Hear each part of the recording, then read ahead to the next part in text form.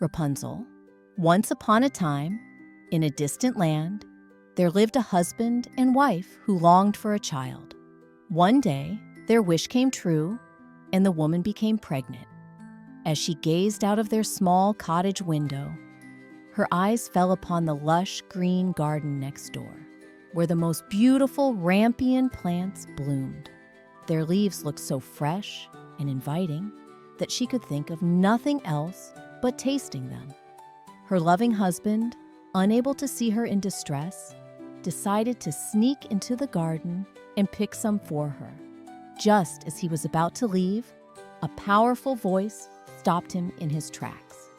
He turned to find a fearsome old witch glaring at him. "How dare you steal from my garden?" she thundered. "For this, you must be punished." Trembling with fear, the man pleaded for mercy and explained that he only wished to ease his wife's craving. The witch's expression softened, but she wasn't ready to forgive so easily. "If that is true, then you may take as much as you need," she said. "But in return, you must give me the child your wife will soon bear." Overcome with terror, the man had no choice but to agree. When their baby girl was born, the witch appeared, took the child, and named her Rapunzel, after the very plant that had sealed her fate. Rapunzel grew into a girl of extraordinary beauty. Her golden hair shimmered like sunlight, and her eyes sparkled like the morning dew. But the witch, fearing that someone might take Rapunzel away, locked her in a tall tower hidden deep within the forest. The tower had no door, no stairs, only a single window at the very top. Whenever the witch wanted to visit, she would stand below the tower and call, "Rapunzel, Rapunzel, let down your golden hair." Rapunzel would lower her long, silken braids, and the witch would climb up. Years passed, and Rapunzel remained alone in her tower, her only company being the birds that perched on her windowsill. One day, a young prince was riding through the forest when he heard the most enchanting voice singing from above. Mesmerized, he followed the sound and arrived at the tower. He searched for a way inside but found none. So he hid behind a tree and waited. Before long, he saw the old witch approach. He watched as she called out the familiar words, and to his amazement, a long golden braid cascaded down. The prince realized that this was the only way into the tower. After the witch left, the prince stepped forward and repeated the words he had heard. To his delight, Rapunzel let down her hair and he climbed up. When Rapunzel saw a stranger enter her tower, she gasped in fright. But the prince spoke gently, reassuring her with kind words.